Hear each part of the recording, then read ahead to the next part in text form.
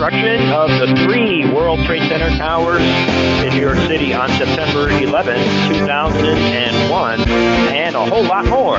This is a 9/11 Free Fall, everybody. Hello, I'm Bernie Suarez, and I'm back, and I'm here with Andrew Steele. I'm very glad to be back, and we are coming to you on the internet and around the world via NoLiesRadio.org every Thursday night, 7 p.m. Pacific, 10 p.m. Eastern. And you can also listen to 9/11 Free Fall. We're available all around the internet and all around the world on 911freefall.com. This is a website where you can log on and listen to any one of our previous shows. That's right, and get a full load of truth. Amazing. Hi, everybody, again, and welcome to 9/11 Free Fall. This radio show is committed from back to front to 9/11 truth. We are committed to the scientific evidence surrounding the events of 9/11, committed to exposing the official story, which has more holes in it than Swiss cheese, people. And we are very committed to bringing attention to organizations that focus on the science and the truth of 9/11, particularly organizations like Architects and Engineers for 9/11 Truth, which can be found at ae911truth.org. Well, here we are.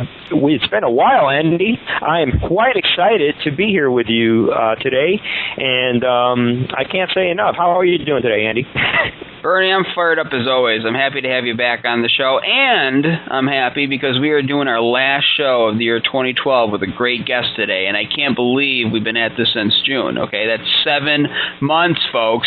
Week after week, we've been answering the bell and refusing to let this issue be forgotten, okay? Refusing to let the crime of the century get buried underneath the feet of a bought and paid for media and the government unofficials, as I like to call them. Right. These people who they fear people like you and me, Bernie, and they fear people like our audience who know what's really happening are doing something about it. You know, and it's funny too. There was this silliness earlier in the week about the world ending, and of course that was total nonsense. But the real news is that the world is not ending, but that it's awakening, and all of you out there in the audience are part of that awakening happening right now. Absolutely, and thank you for pointing that out. This is the last show of the year, so I'm even that much more excited to be rejoining you on this show. And yeah, we are still here, despite the end of the Mayan calendar and all this end of the world stuff, and voila, we're still here. And so is 9/11 Truth. And I'm here. I have someone with me who has campaigned with me at the streets here in L.A., and when we hand people information about the truth of 9/11, and one of the signs we had up one time just simply said, because 9/11 truth is forever, and people see these documents and flyers and posters and whatever banners talking about 9/11 truth, and they wishfully think that 9/11 truth is going to go away. And as you just pointed out, it's not going to go away, and it's not going to go away because of the work of people like our guest today, work that is forever, truth, reproducible science. And speaking of reproducible science, we're going to be talking about reproduction of science today, and our guest and what's going on with his work, and talk about reproducing experiments and all that. So we'll get to that in a second. We're going to start off for our audience with 10 seconds of silence to commemorate the victims of 9/11, with not only the people who died on 9/11, but a lot of us who have had to endure 11 years of post-9/11, a world filled with all kinds of decisions. We talk about endless wars, and I could go on and on. Crimes all over the world, all in the name of 9/11 and the events of that day and the lives surrounding that day. So we're going to remember all the victims right here. We're going to do 10 seconds of silence beginning right now.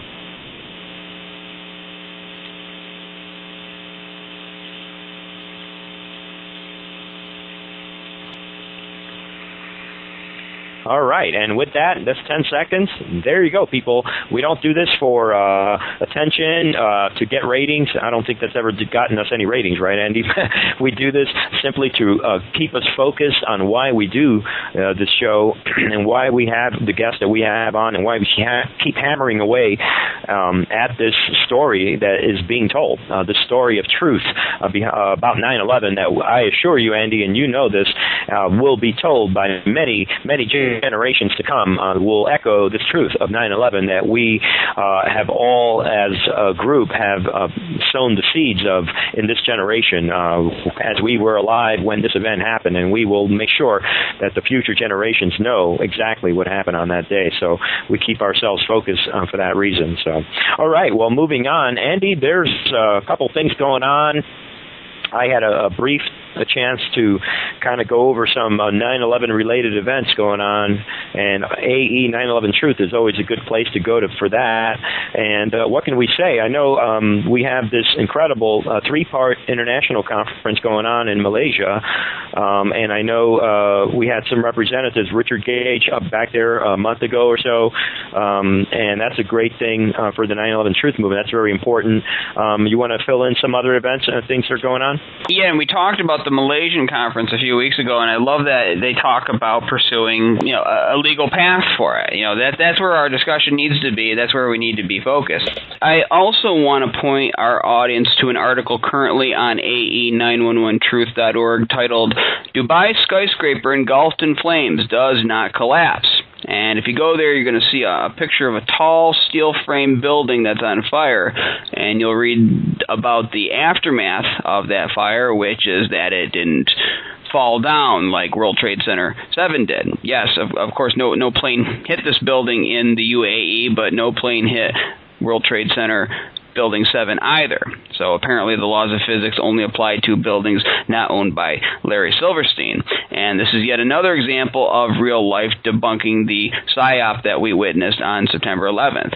So let me just read a quick excerpt from the article. It begins, "A high-rise building catches fire in a major city. All of its occupants are evacuated as fire crews arrive to put out the blaze.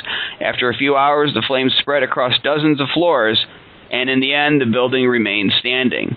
That was the story last month in Dubai, the most populous city in the United Arab Emirates, as the Tom Wheel building was added to the long list of steel-framed skyscrapers that have withstood major fires. This stark contrast to the Twin Towers and World Trade Center Building 7, the only skyscrapers in history whose complete collapses have been officially blamed on fire, is causing more people to question the official 9/11 story. Even though the massive fire charred large portions of the Tom Wheel building, the skyscraper still stands today. The fire in the Tom Wheel building sent flames across all 34 stories of the high-rise, according to the local newspaper, with the largest flames appearing at the top floors. The blaze lasted for more than 5 hours before it was extinguished. Conversely, the National Institute of Standards and Technology claims that fires destroyed the Twin Towers in less than 2 hours on 9/11. So the author of this article goes on to reference an article published by AE911truth.org back in 2010 that listed a number of other steel-framed high-rise buildings that have caught on fire and didn't collapse. And among them are the Empire State Building in 1945, One New York Plaza in 1970, the North Tower of the World Trade Center in 1975, the First Interstate Bank in 1988, One Meridian Plaza in Philly in 1991, the Park Central East Tower in Caracas, Venezuela in 2004, and the Mandarin Oriental Hotel in Beijing, China in 2009. So right now, as the article states, you can add the Tom Wheel building in the UAE to that list. All right, and of course, if you actually do a search through history, you will see that there is no case of a steel frame high-rise completely collapsing because of fire like you saw on 9/11. That's because it can't. All right, that doesn't happen. All the scientific evidence points to explosives, not fires, bringing the Twin Towers in Building 7 down, but that doesn't fall in line with the story we're told we have to swallow, and in which the press isn't going to go into any deeper than trying to attack us for pointing out these facts. So we got to be the media ourselves, and our audience needs to help us spread this info by copying and pasting articles like the one I'm reading from off of AE911truth.org into their blogs, by embedding the show into their blogs, by telling others to check it out, and being that voice of truth out there, because the truth is not going to come to light unless we act as the media ourselves, unless we be those modern-day Paul Revere's getting the word out. As well, if you go to 9/11 Blogger this week, they have a video put out by architects and engineers for 9/11 Truth. It was for a college event that Richard Gage was unable to attend because of what he was doing in Malaysia. It was originally videotaped or produced, I guess, December 15th. But, it's a presentation for the college students. But I love that in the beginning he talks about the loss of civil liberties, and he shows video of protesters being maced. And he asks this question is, have you ever trusted someone completely and found out they were lying to you? Okay, and I think all of us, no matter who you are, where you've lived, or, what kind of life you've had, we can all say that we've had. It's a part of life, okay? And so now you apply this to the question of 9/11. We grow up trusting our government. We're taught to trust and believe what they tell us, especially as something as important as 9/11. But now as we're finding out, some of us quicker than others, we were lied to. If you go to 9/11 Blogger, you see that video put up by AE 9/11 Truth, and Richard talks about some of the evidence. But that is a question that we need to be asking ourselves, because if we can be lied to and trust somebody and be lied to that time, could it happen on a bigger scale? Well, that's exciting news for me. I'm very adamant about the importance of educating the college kids. And I get to have, I'm always one of the jobs that I work, I get a chance to be around college kids a lot. And I can't tell you how saddening it is to see these kids eating up these mainstream media lies, and how important it is to reach out to the college audience. The importance of it, I cannot underscore. So that is Absolutely. Really important. And that's why, a couple of weeks ago, we had Steve Cohn and Mike Figa on here to talk about college outreach. And God bless those people, the people out there doing that kind of work, because those are the people that are going to make a difference and plant the seeds for the future. Absolutely. And I guess there's also, I guess it's perhaps tied to what you're saying, some college, there's a nice article on ae911truth.org about the College Speaking Project Takes Off. Well, that's correct. Yeah, this is about the NACA, I say NACA, it's NACA right. Conference that AE911 Truth was a part of, and it's all part of that drive. Steve Cohn is the head of the college outreach team. He's based out there in Arizona, but, AE911 Truth outreach goes nationwide, and this audience can be a part of that. We've talked about on this show before about how they can join the team at AE911 Truth. Just go to ae911truth.org, and there's a home for every kind of genius out there. No matter what you're good at, there's a place for you in a way that you can contribute to this fight, and college outreach is one of those ways. Right. There you go, people, and everyone can keep track of what's going on. There's a lot of websites. You mentioned 9/11 Blogger, and there's also, as we always mention, AE911 Truth. We will post. We constantly are posting new things here on 911freefall.com as well. So we just want everyone to know that this 9/11 Truth movement is not going to go away, and we encourage them to be a part of it. And if you're one of those people that is still on the fence, well, things are only getting worse.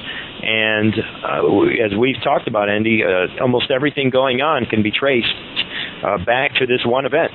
And it's just not going to go away. People need to wake up to what happened on that day. But we'll see how things work out in this coming year. And I believe that with every single day that goes by, more and more people, everywhere I go at least, are realizing that it really didn't happen the way the media. I think there's a loss of confidence in the media right now, that people realize they're just not being told the truth.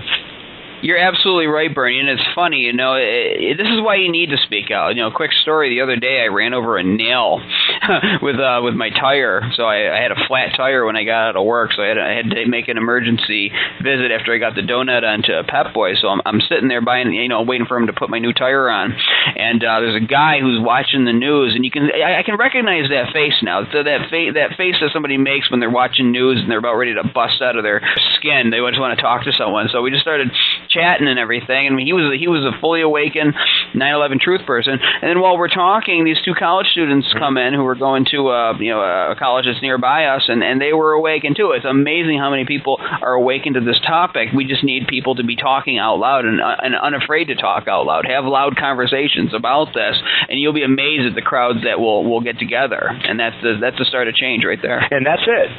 People, the establishment wants everyone to think that you're going to be left out and you're going to be the oddball by standing for the truth. But you and I know better than that. We talk about this all the time on the show. It's just that perception that they want to put out, that if you do stand for truth, you don't want, you're going to be considered a conspiracy theorist and all that. That is a paradigm that is out with the 2012, and with this new year, we have a new paradigm in our hands.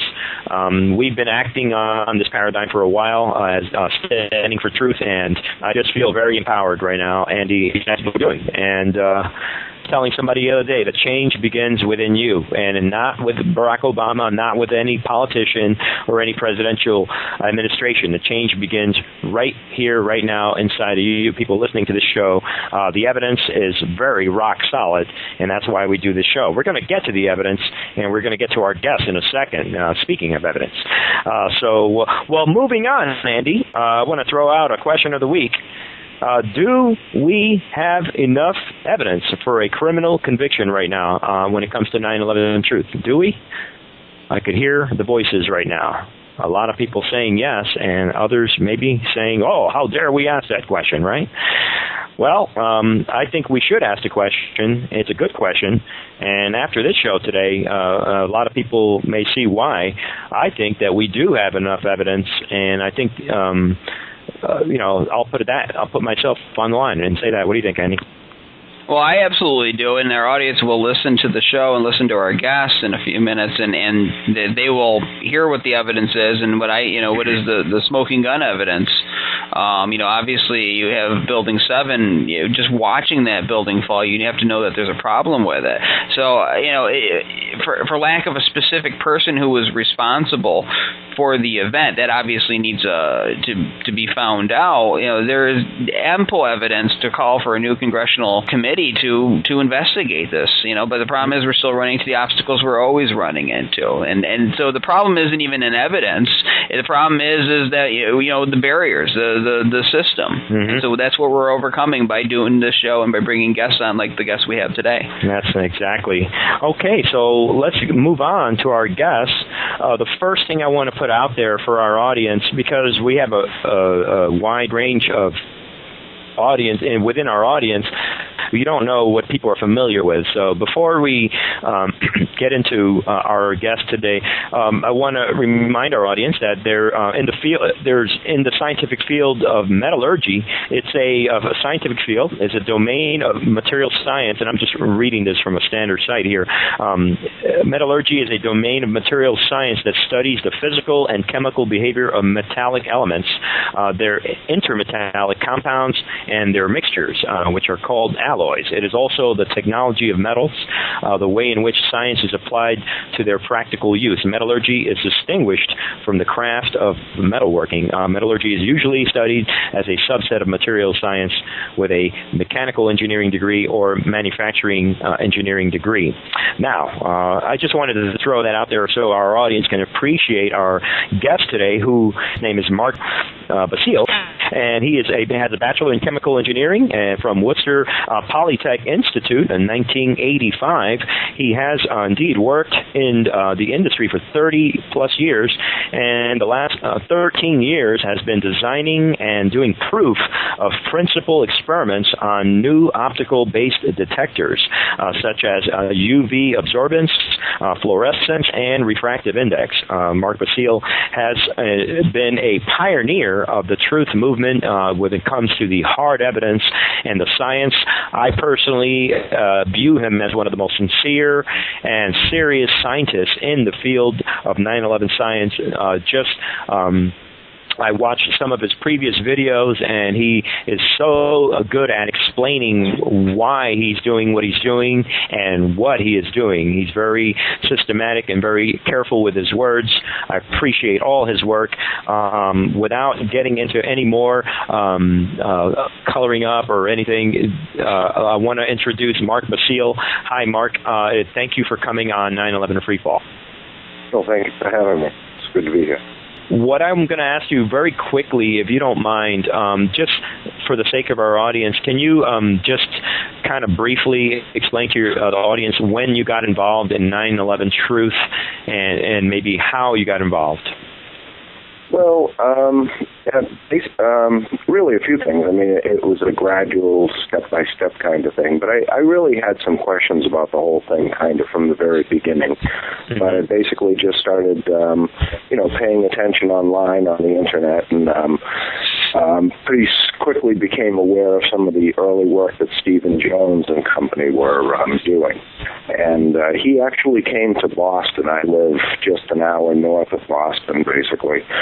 He came to Boston back in December of 2007. There was a conference sponsored by one of the Boston 9/11 groups. It was held in a facility called Faneuil Hall here in Boston. And so I knew Stephen Jones was coming to talk about his work with the microspheres at that point. It was really what he had found in there, along with other people, including the U.S. Geological Survey that did a lot of work on the dust. And a number of different groups were seeing these iron-based microspheres in the dust. And that concerned me because I really wouldn't have expected to see huge amounts of those within the dust. I mean, there might have been a few here, there, whatever, but not to the quantities that were being seen in the dust. So anyway, he came to Boston in 2007. Or December of 2007.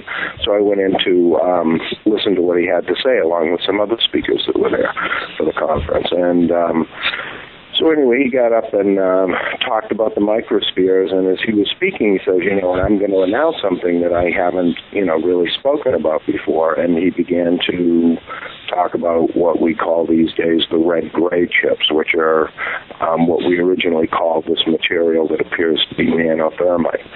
And so he basically just started explaining what he had found in there and some of the properties that they had and so on.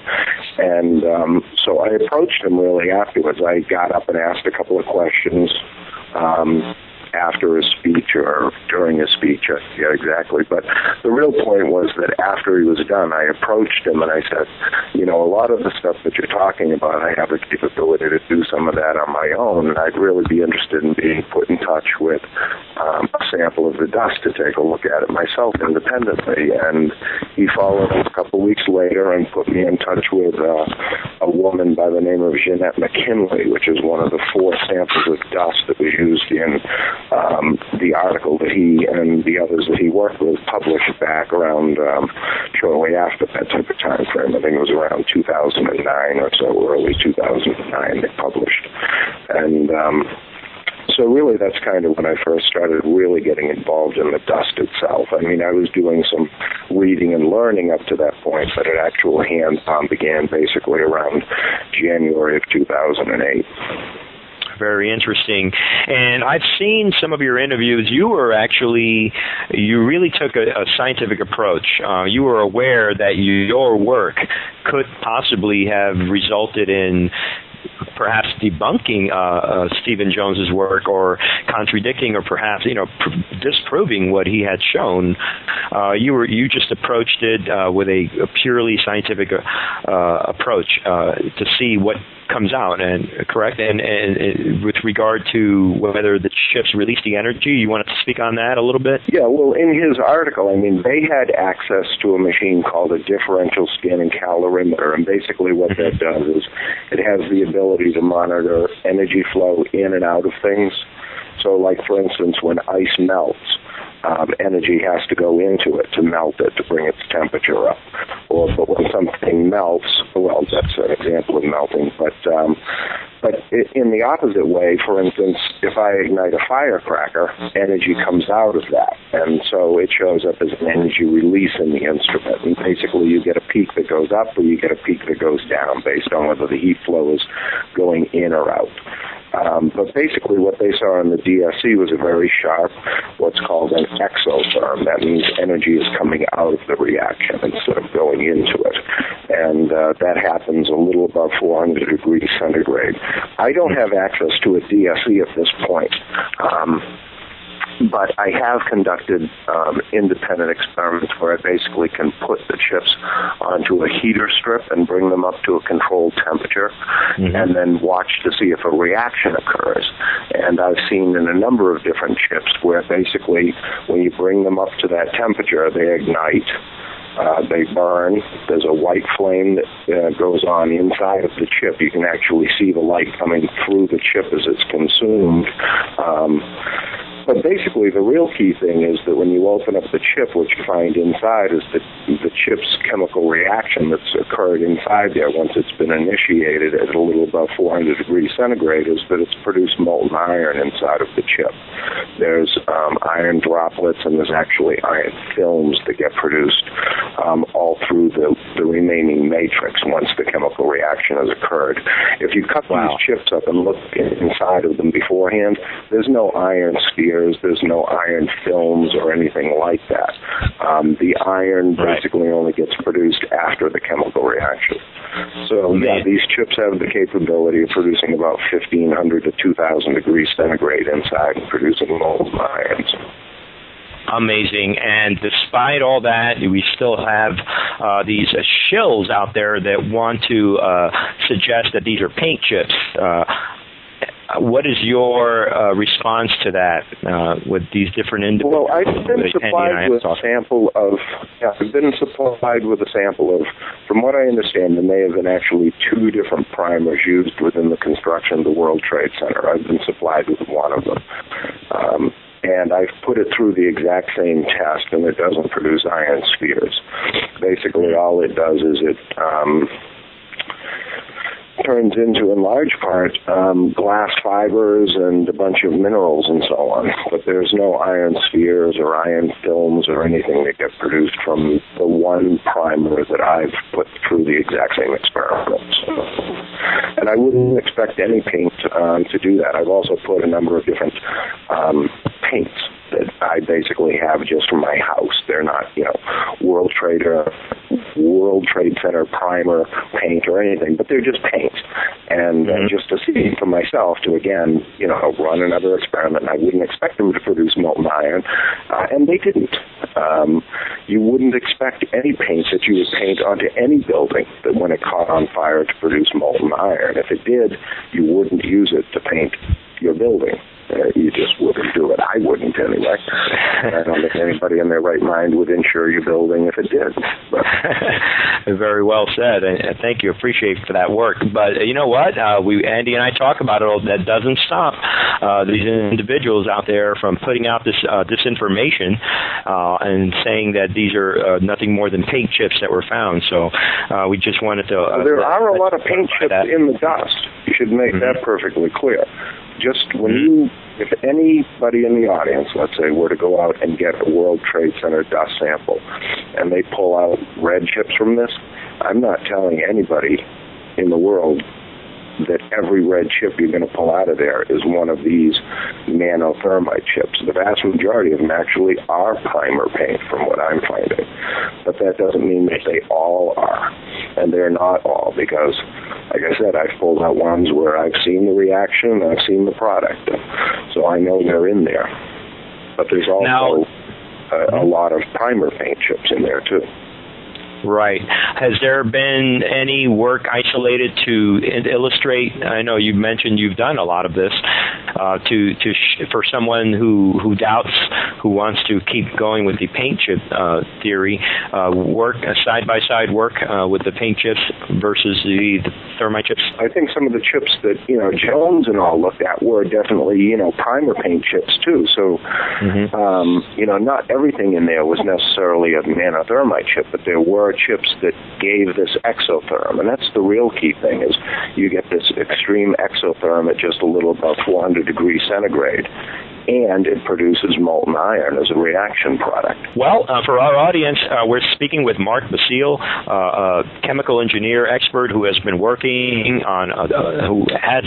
for some time with 9/11 World Trade Center dust samples, and is well established. Mark, we're going to talk about your work. You're coming up with some new work, and we want to mention what you're doing and your website in a second. Andy, do you have any specific questions before we move on with Mark's work that he's doing now? Sure.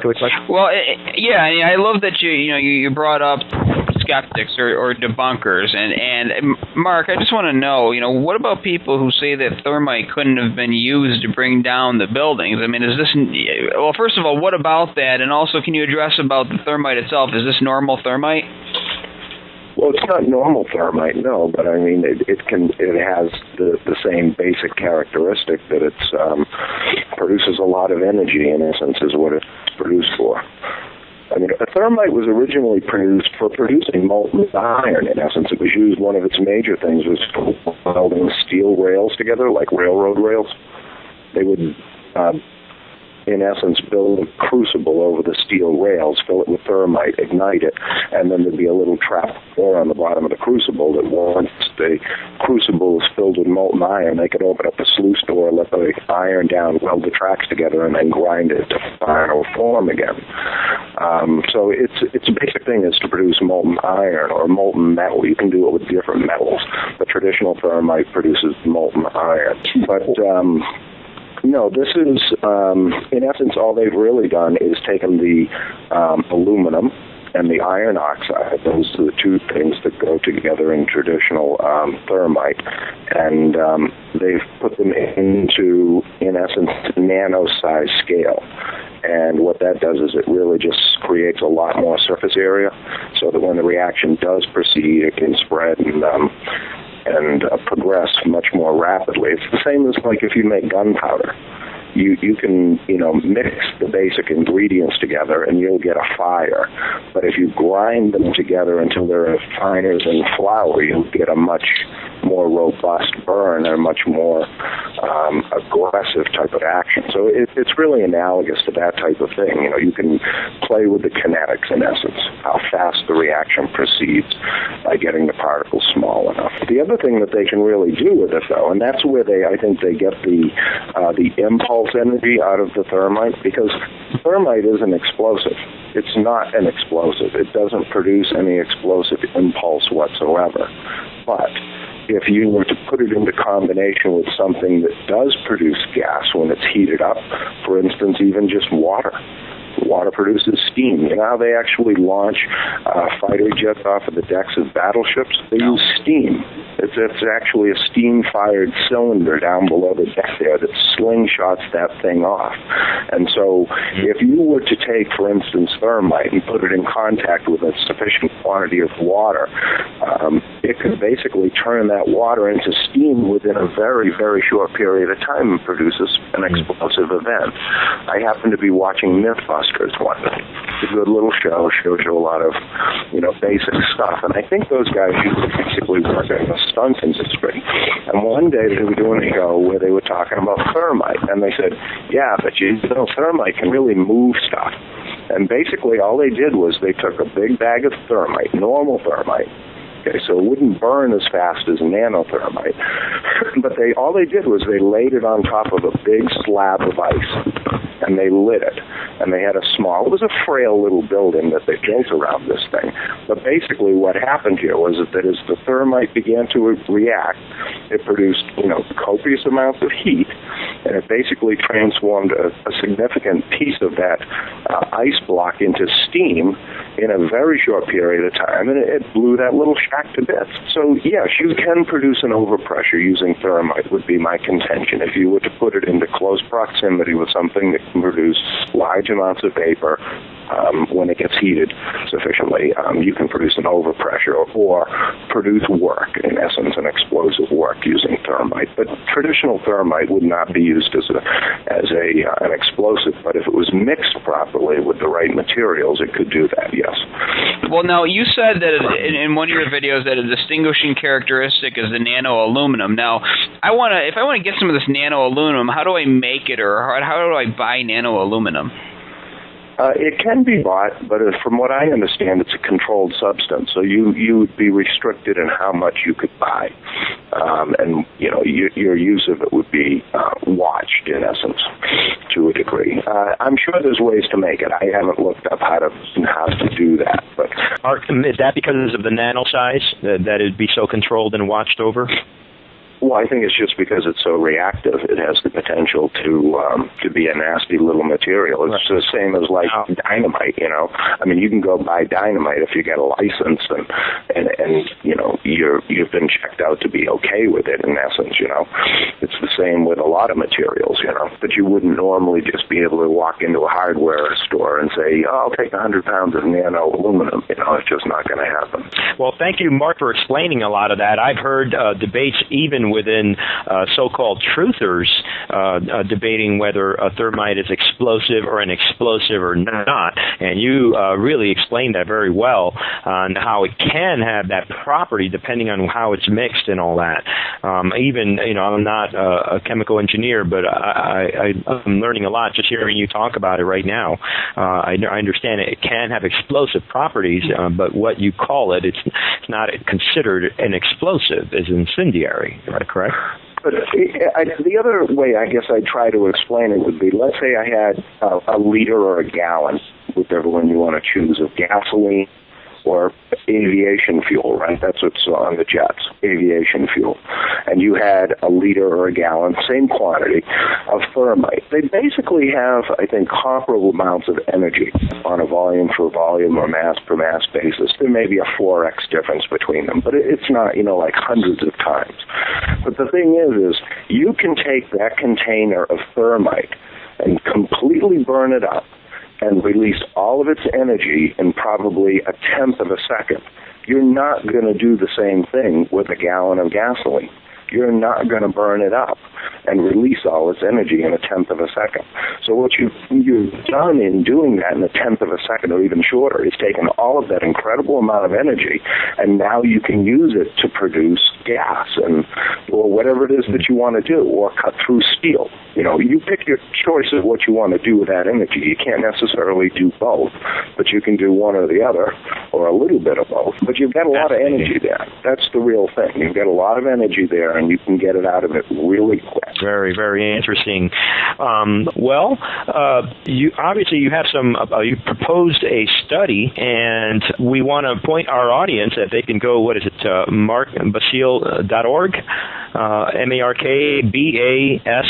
MarkBasile.org, and they can see what you're trying to do. Why don't you tell us about your proposed study? Well, basically, all I'm really trying to do here is, in large part, duplicate the work that's been done already by Jones and Harrod and the rest of the individuals, Ryan and Farrar, that worked on the original study. I want to reproduce that. That's the first step, really, is to just say, yep, I see the same thing, or no, I see something different, although I've already seen similar things, like I've said.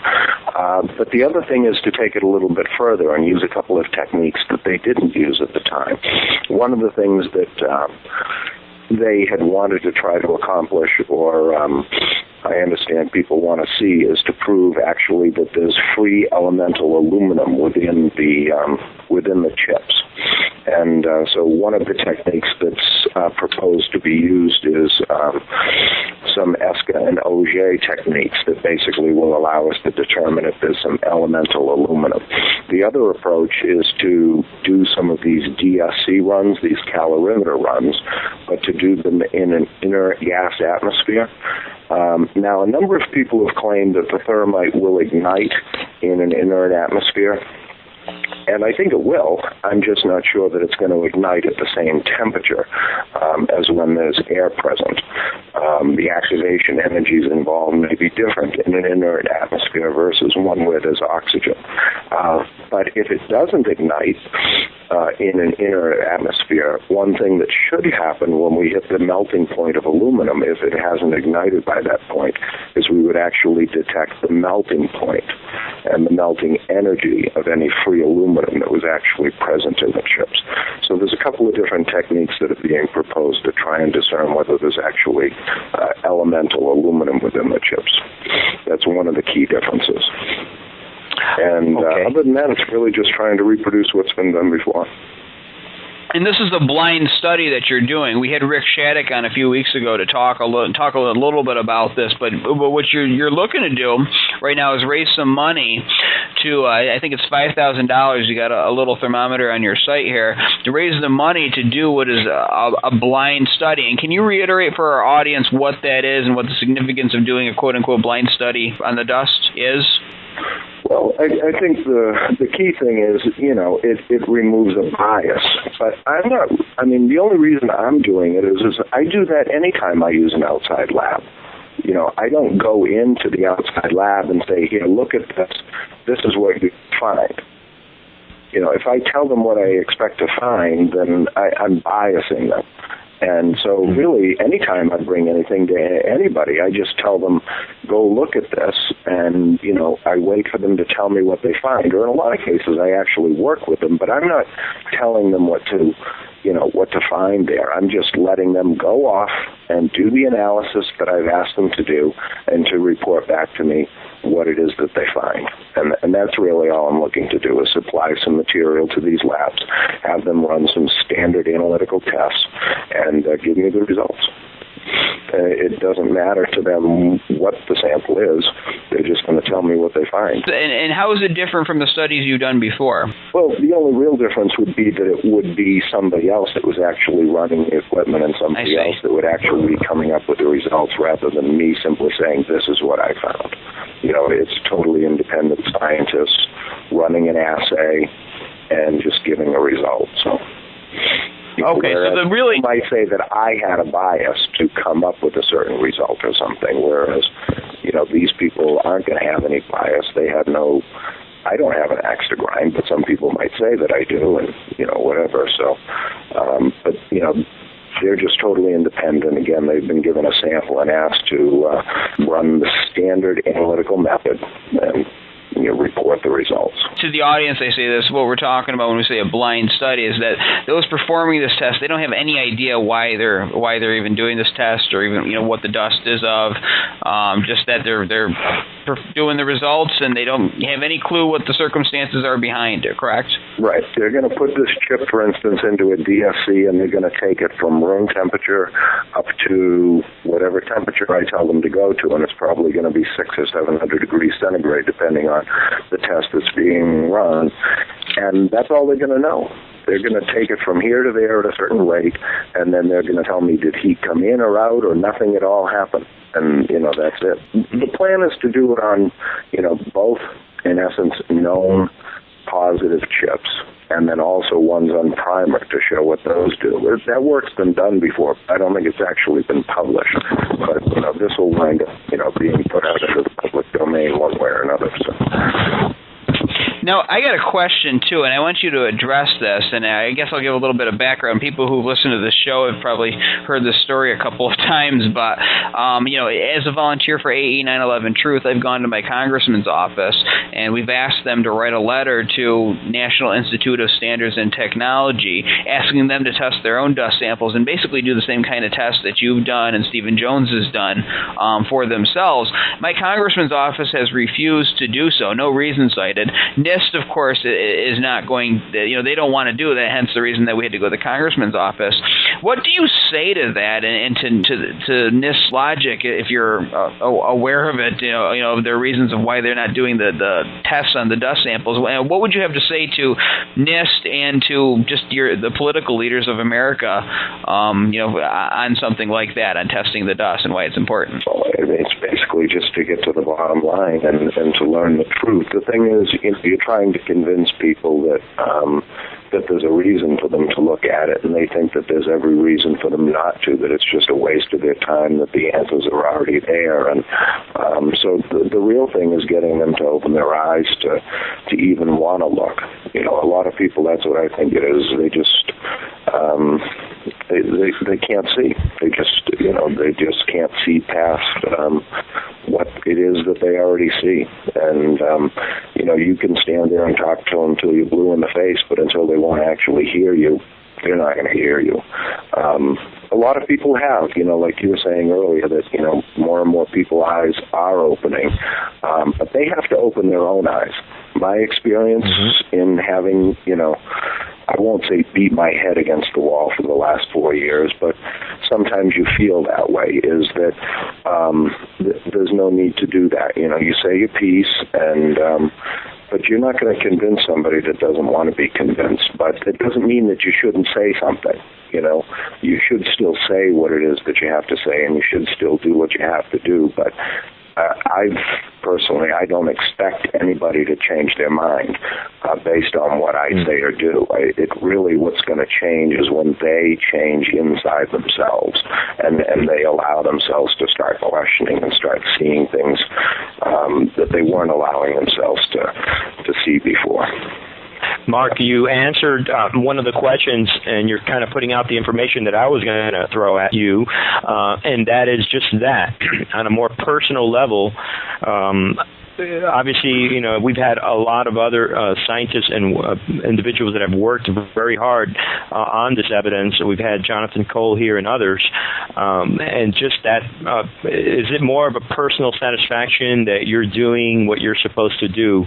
Obviously, you've been doing this for many years, and as we can talk about here for another hour, about the complacency of Americans and just people everywhere, despite this obvious, reproducible scientific evidence, and how you've committed yourself to this lifestyle of to the truth and to the science and the evidence. And just seeing the complacency of the people, is it more just a personal satisfaction, feeling that you're doing what you're supposed to do then when you continue on with these experiments? I'm just doing it because I think it's the right thing to do. Based on what I see, I just think that and it's not just 9/11, but, that's what we're talking about here. But there's a lot of problems, and if nobody does anything, it ain't going to get better on its own, from what I can see. It's only going to keep getting worse. So, I do it just because I think it's the right thing to do. It's the bottom line. We thank you so much, and I'm not just saying this because you're on the show now, but that I've seen your videos, your work, and that is apparent. And that is why this, like as you just said, we're just talking about 9/11 right now. There's a lot more going on out there, and the 9/11 truth movement and the science of it is very well grounded, because the individuals that have repeated these experiments and have shown us what was found in the dust, and those that have spent a lot of time on the physics. So we had Professor David Chandler on the show some time ago, and his work. Actually, well, I'm glad you brought him up, because I would actually say I think it's a real. You talk about the videos, and there's actually a couple of them in particular, and I can't give you the names of those now, but I could provide them to you here shortly afterwards, like tomorrow or whatever. And I've noticed on your website that you provide links that you've referred to within the show and so on, so those could be posted up there. But he's done a couple of videos that are very good, where basically what he's showing is that one of them, he basically, most people are familiar with the collapse of the towers, the big towers and so on, but if you look closely at that, there's a lot of debris that was falling, was being, in essence, looked to have these big white plumes of smoke trailing behind them. Well, when traditional or any thermite, if it's an iron oxide and aluminum type thermite burns, it actually burns hot enough that it produces aluminum oxide smoke. It takes the aluminum oxide, which is what rubies and sapphires are made out of, and it produces that in liquid form, but it's actually hot enough that some of it turns to the gas form, and then as it condenses, it makes a white smoke. Well, anyway, what the point I'm getting at in his videos is, in one of them, what he's showing is that these particles are actually accelerating faster than the acceleration of gravity, and so there has to be some sort of an impulse that's occurring on them to produce this downward, in essence, thrust. You know, if something's just free-falling, there's no thrust. It's just free-falling. The gravity is going to cause it to accelerate and speed up. But if you were to take that same object that was just free-falling and speeding up, but now put a rocket engine on it, it's going to go even faster than what gravity would do. And he graphically shows how a number of these chips, or not chips, some of them are actually, I forget how big one of them was, it was like a whole section of a wall, was being accelerated through a thrust, an impulse. And his contention is that what we're actually seeing here is this nano-thermite material producing an impulse of thrust to produce these things going faster than the acceleration of gravity downward. The other video that I think is even more compelling is there's a number of material, or a bunch of material, and a number of articles, whatever you want to call them, items, were kind of thrown horizontally out of the towers as well. Right, and ejected long distances. Well, in one of the videos, one of these large chunks is hurtling across the sky, you know, basically as you're looking at the video, from left to right, and all of a sudden it makes a right-hand turn downward. And so, again, he basically tracks this thing, and he's saying that, you know, the things don't just make right-hand turns as they're free-flying through the air. There has to be something that took this massive steel beam and all of a sudden began to accelerate it, you know, rapidly downward towards the ground. And, again, there's this big white trail that comes off behind the thing. So I think David Chandler, some of his videos in particular, are very elucidating in terms of that, yeah, this material has the ability to produce a lot of work when it wants to, or needs to, or when it's ignited and so on. So I would definitely refer people to David Chandler's videos, and specifically looking for ones that talk about accelerating objects. Now, Mark, I got a question for you. And we've had another guest on the show named Graham McQueen, who has taken account from a number of different first responders, and there's also been video accounts of explosions taking place that day. Now, in terms of your work and what you've done in discovering the thermitic materials in the dust, because I've heard people say that thermite is silent as it does its work, as it does its damage. Could the thermite reactions have anything to do with the explosions taking place at Ground Zero on that morning? Sure they could. Again, if you put it into contact with the right material, even like water can produce steam. Steam can produce an explosion. If I have it contained within a vessel that produces a certain amount of, in essence, like if I fill a steel pipe with gunpowder or water, and I heat it up enough so that it, you know, produces enough gas inside, it's going to cause that pipe to rupture and explode. But it's going to take a certain amount of internal pressure before that pipe is literally going to shatter. So, but when it does, it's going to make a report, right? That explosive noise. And so, yes, if it was properly contained, I think it could certainly give off a report. So if I understand right, and I just want to make sure that I can understand it so our audience understands it, it's not even necessarily the thermite itself reacting, it's reacting to its environment. If it's contained within something, it's the explosion could be whatever is containing that thermite rupturing. Is that what you're saying? Yes. And I'm not saying that every explosion was thermite. It probably wasn't. I think that, there was probably a mix of things that we used. And I don't think all of the nano-thermite was necessarily even of the same composition. I think there's indications that there were a few different types that were used. Okay. Well, we appreciate all that information. Of course, there's no way of knowing exactly all the materials they used, but we do know for sure what they did, some of the things they used, and I agree. The evidence is very clear.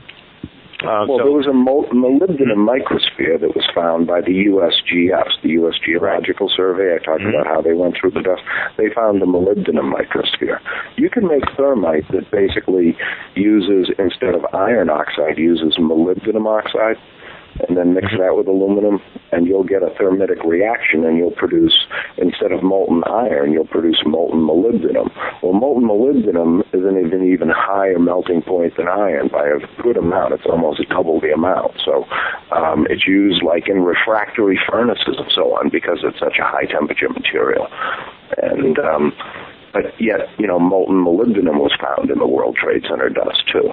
I mean, it was solidified at that point. But so that's what I'm getting at, where I think there were a number of different materials used here. It wasn't really just necessarily one material. You mentioned something in one of your videos about how there was a 1984 patent for a thermite cutter charge, and I don't really know much about that. Just briefly, in our last 10 minutes here, can you talk about that? Well, you're familiar with Google. Okay, well, Google has a section that all has to do with patents.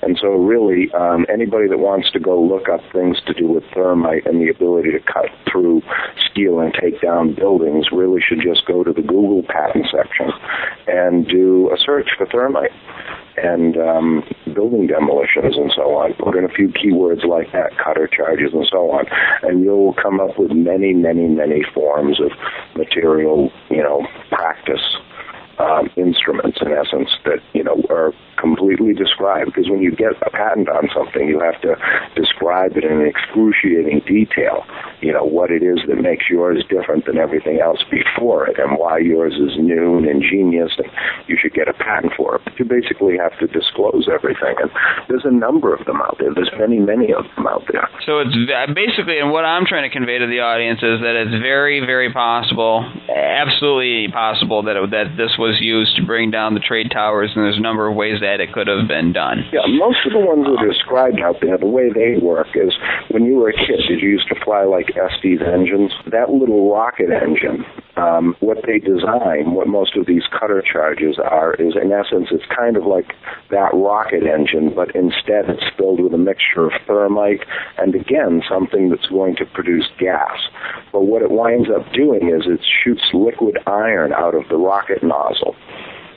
Because all that gas that gets produced, there's molten iron that gets produced too, but the gas forces the liquid iron out the nozzle, and that nozzle would be pointed, say, for instance, at a steel beam, and its purpose is to just cut through it like a hot knife through butter. Okay, well, that's a lot of information. Unfortunately, we are out of time for our audience. We've been speaking with Mark Basile, a chemical engineer who's a long time, for years now, working with the dust of the World Trade Center and proving over and over again what was found in the dust of the World Trade Center, active thermitic material. For those of you who have been listening, we ask our audience to go ahead and go to markbasile.org, and you can read on his independent study. He's raising money for a new independent blind study for those of you who are unfamiliar with what we've been talking about. We want to have a lab go over the evidence of not being aware of any particular purpose or goal or anything, or any agenda behind the experiment, and let them do and just basically reproduce a lot of this evidence. Again, Mark, thank you for coming on. Hopefully, anything coming up for you in the near future, or anything else, any last thing you want to throw out for our audience? No, I'm just working away slowly but surely here. Okay, well, you've done a lot already, and we do appreciate all your work. You will be vindicated in all the work that you've done. That work will last forever, and generations will know about this work. So we can't thank you enough. Thank you for coming on. As for everyone else, Andy and everyone else, this is Bernie Suarez here with Andy Steele, and this is 9/11 Threefold. You can check us out at 911threefold.com. And our audience, you can listen to us every Thursday night at 7 p.m. Pacific, 10 p.m. Eastern at nolionradio.org. That's about it. Take care, everybody. Goodbye and good night.